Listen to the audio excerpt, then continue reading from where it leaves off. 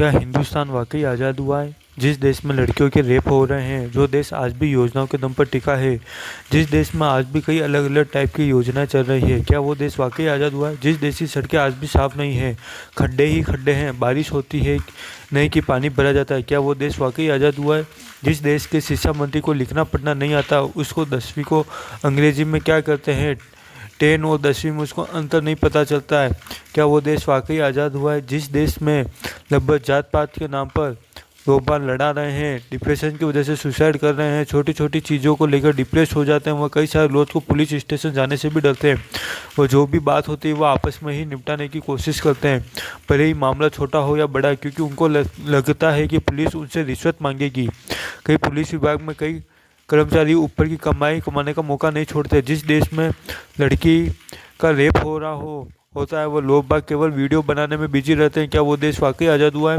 जिस देश में कुछ टेररिस्ट आते हैं, एकदम से हमला कर देते हैं और बहुत सारे जने उससे अंततः मर जाते हैं, क्या वो देश वाकई आज़ाद हुआ है? कहाँ से आए, उनके पास वो हथियार कैसे सप्लाई हुए, इस चीज़ का पता नहीं चल पाता है और बहुत लेट चल पाता है।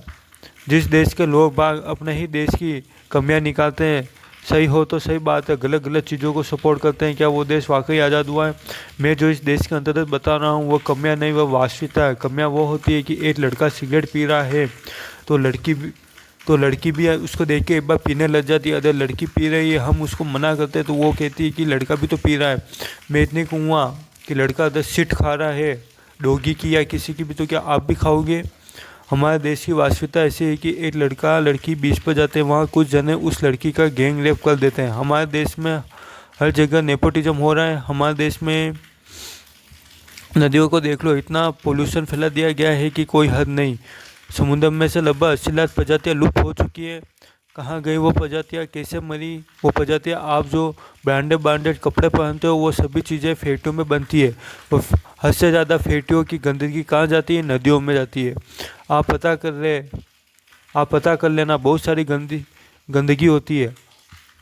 हमारे देश में कितने वैसे स्थिति अड्डे जहाँ हर दिन लड़कियों के रेप होते हैं। पुलिस वालों को भी पता होता है कि ये लड़कियां यहाँ पर काम नहीं करना चाह रही है, उनको लाया जाता है, वह ज़बरदस्ती उनसे वो सब चीज़ें करवाई जाती है। हमारे देश में सरकारी दफ्तरों में भी कैमरे लगे होने चाहिए, उन पर नज़र रखने वाला हो, जिससे बहुत सारे गलत कार्य रुक सकते हैं, पर ऐसा होता नहीं है। हमारे देश में नेता लोगों के अंदर जो पार्टियां होती हैं, उन पार्टियों में नेताओं के अंदर अपनी अपनी पार्टियों में से कई जनों को उच्च पद दिए हुए हैं। कोई सीएम है तो कोई पीएम है। एजुकेशन लेवल उनका बिल्कुल नहीं है, एकदम लो है, फिर भी उनको उच्च पद पर बैठा दिया जाता है। उनमें से कई साल तो ऐसी ऐसी योजनाएं या फिर इतना आरक्षण दे देते हैं किसी किसी चीज़ों के अंदर, जैसे कि औरतों को 50% आरक्षण दिया गया है टीचरों के अंतर्गत। ऐसे टीचरों अंतर्गत आप इतना आरक्षण दोगे करते हो तो वो टीचर बनते हैं, तो वो बच्चों को क्या पढ़ाएंगे? इस चीज़ को समझ सरकार को होनी चाहिए। ऐसी मैडम जिनको सही से लिखना पढ़ना नहीं आता, सिर्फ आरक्षण के दम पर नौकरी लगी है, तो बच्चों को क्या पढ़ाएगी? हमारा एजुकेशन लेवल वापस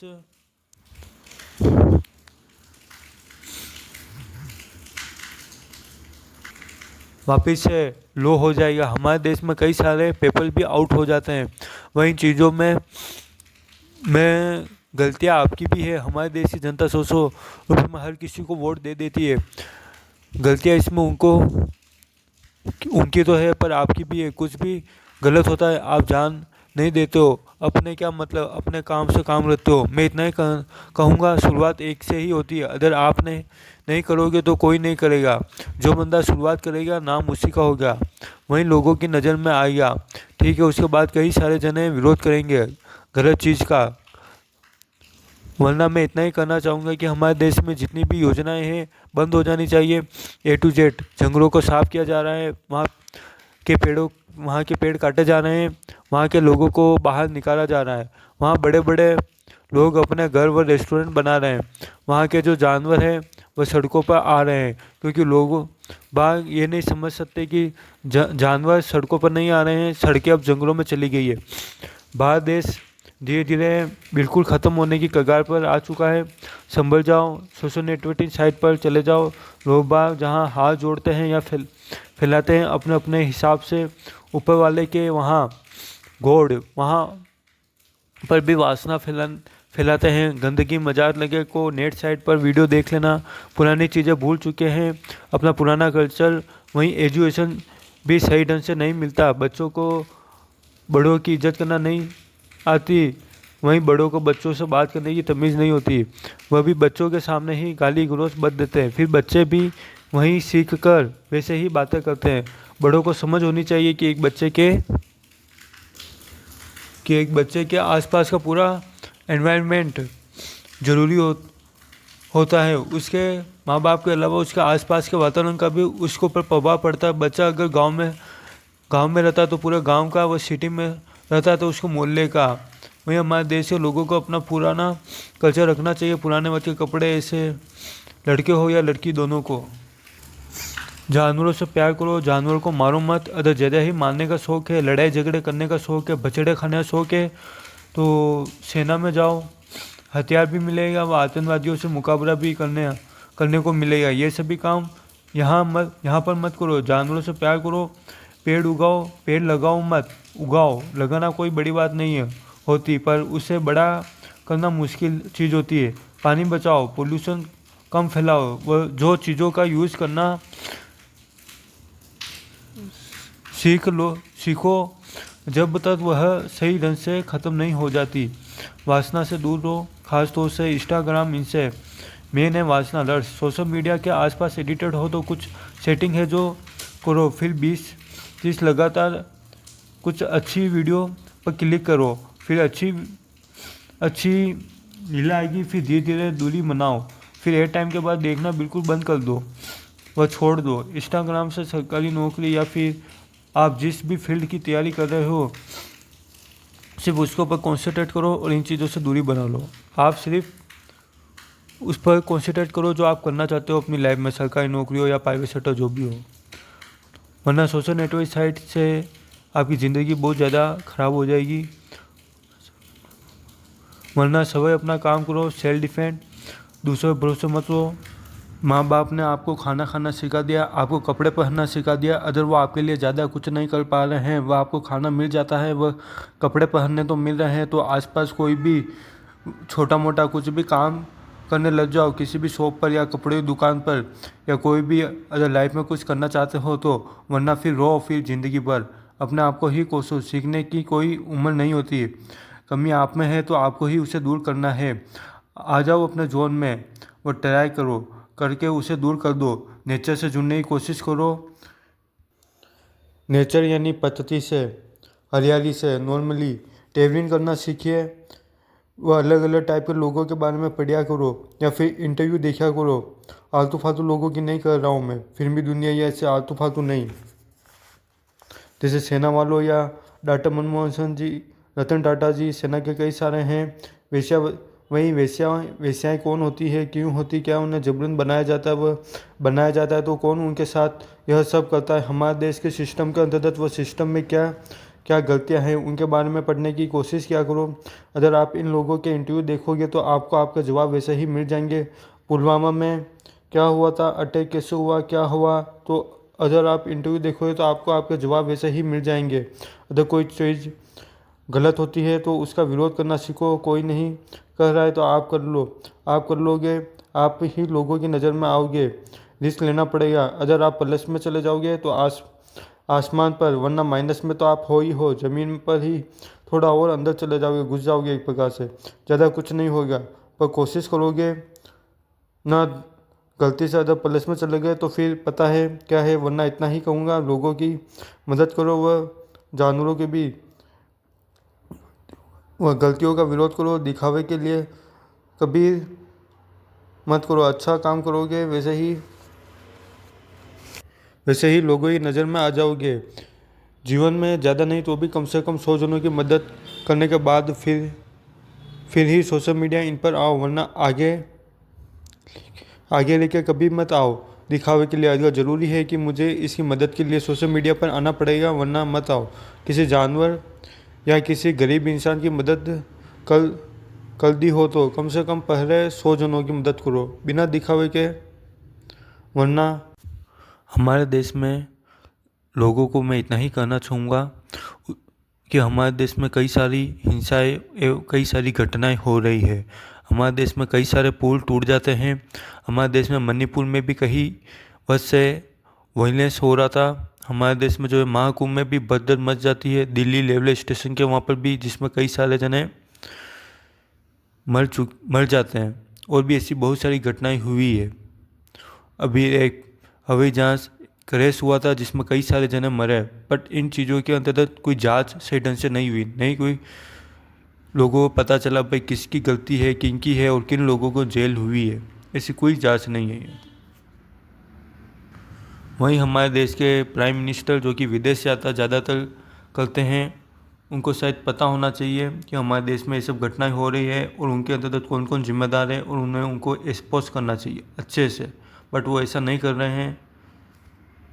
वहीं हमारे देश में ऐसे ऐसे बच्चों के ऊपर बायोपिक बनती है, जीते जी, जिन्होंने अपने जीवन में बहुत गंदे कार्य किए हैं, जिसका नाम बम्बई बम ब्लास्ट के अंतर्गत आता है।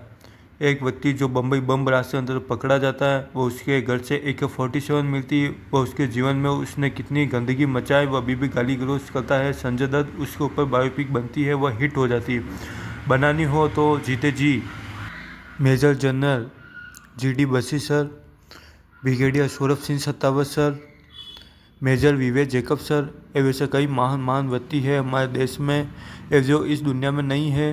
उनके अंतर्गत जैसे कि राजीव दीक्षित जी, उनके ऊपर एक मूवी बननी चाहिए। उनके जीवन में उन्होंने क्या क्या किया, कैसे उन्होंने इस देश के लिए बहुत अच्छे कार्य किए, लोगों को बहुत जागरूक किया। उनकी सोच थी जो लोगों को पता होनी चाहिए, उसके ऊपर बननी चाहिए। एवं उनमें कुछ ऐसे कैरेक्टर्स होने चाहिए जो कि एकदम न्यू हो, एवं जिन्होंने अगर पुराने हो तो ऐसे होने चाहिए जिन्होंने कोई गंदी चीज़ों की ऐड नहीं की हो। जैसे कि एक व्यक्ति है जो भगत सिंह जी का रोल करता है, उनकी मूवी के अंतर्गत एनिमल टाइप की मूवी करता है, जैसे ही बॉबी देओल। वहीं एक व्यक्ति है जो कि तंबाकू की ऐड करता है, और भी ऐसे बहुत सारी घटिया चीज़ों की ऐड करता है। और भगत सिंह जी का रोल जो कि अजय देवगन वहीं अक्षय कुमार, ऐसे कई सारे हीरो हैं जो गंदी चीज़ों के ऐड करते हैं और बहुत से गंदी पिक्चरें बनाते हैं। उनको इनके किरदार नहीं निभाने चाहिए हमारे देश के जितने मान लोग हैं, क्योंकि ऐसे लोगों की वजह से लोग बाग उन महान लोगों को इनके अंदर इमेजिन करते हैं कि ये वही लोग हैं, और उनकी थोड़ी इज्जत धीरे धीरे कम करने लग जाते हैं एक प्रकार से। उसके पीछे मेन रीज़न ये है कि वो इनके अंदर उनकी छवि देते हैं कि ये वो व्यक्ति है, ये वो व्यक्ति है।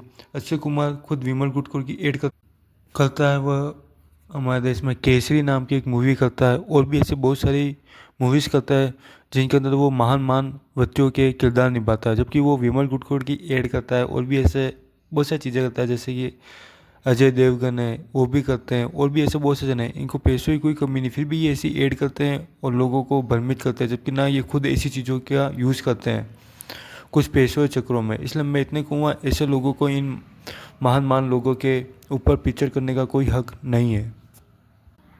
ये हीरोइनों में भी बहुत सारी है जो कि रियल लाइफ में बहुत घटिया है, या फिर ऐसी कुछ है, या फिर बहुत गंदे ऐड करती है, या फिर कुछ बेकार पिक्चरों में उन्होंने कुछ बेकार सीन किए हैं, तो उनको भी इन लोगों के अंतर्गत मूवी नहीं करनी चाहिए, महान लोगों के अंतर्गत। वहीं हमारे देश में भाषा को लेकर जो लड़ाई चल रही है, जैसे कि कई स्टेट है, पर महाराष्ट्र में एक गार्ड को मारा जाता है, वहीं एक ऑटो वाले को भी थप्पड़ मारा जाता है।